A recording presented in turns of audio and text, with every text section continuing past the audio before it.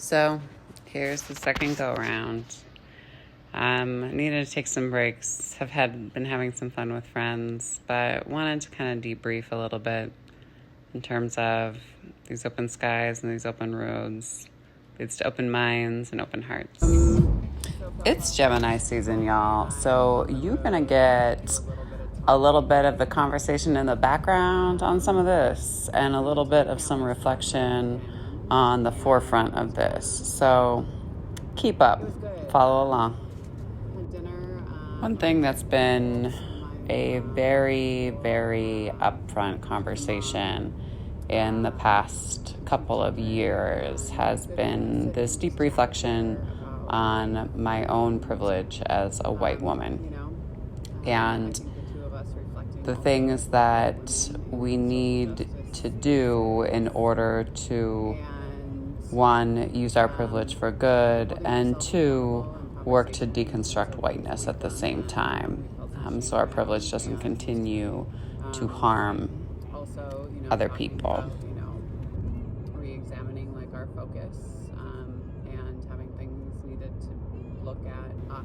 My friends and I spend a lot of time focusing on these conversations around racialized trauma and essentially how we can work to move and shift it from our bodies, and how we can create space to help the people that we love move and shift it from theirs. Obviously, everything is ultimately the individual's choice. And at the same time, if we didn't care, we wouldn't give a shit and we wouldn't bring it up. But I think it's just because we love people so much that it's one of those things that we continue to bring it to the table for discussion.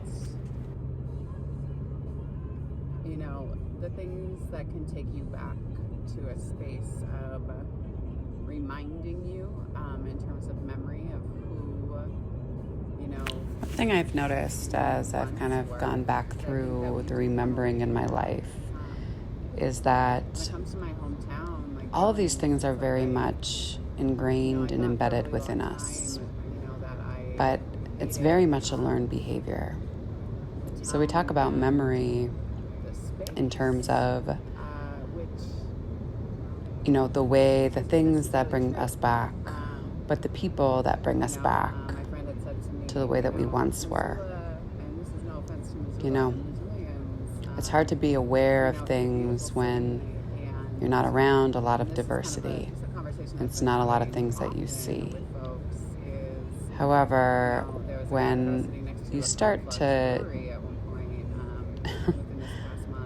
open your eyes, and it's not about losing your innocence, right? It's about letting go of your ignorance.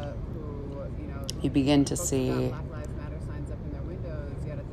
the real underworkings of this world. What's going on in interaction, and it's the same thing in spaces like Boston too. You got a liberal beacon haven of folks, and you don't have anybody black in super white spaces, restaurants, all of the things. So sorry, all my ears are popping. And so I think So I've been reflecting a lot on what it is that I have witnessed and observed here living back in Montana and in the state. And let's also put this into comparison with Boston. Respectfully said, because I think that there are a lot of businesses here, and a lot of people here whose head and hearts are in alignment on these things. And at the same time, I think it's hard for people to know how people are going to react from a space of even microaggression when folks have not had a lot of experience with diverse people and culture within their lives. especially on a personal level. And I will speak to that personally because I've seen that in my own life, in my own experience, and kind of the changes that I've gone through. I think that looking at, my experiences down in Billings versus my experiences up here in Missoula, Missoula is more similar to Boston where, things are still pretty segregated. And as my counselor said, Erin, racism is everywhere. It's just a matter of how it's delivered. And up here in Missoula, there's a certain type of bubble and privilege.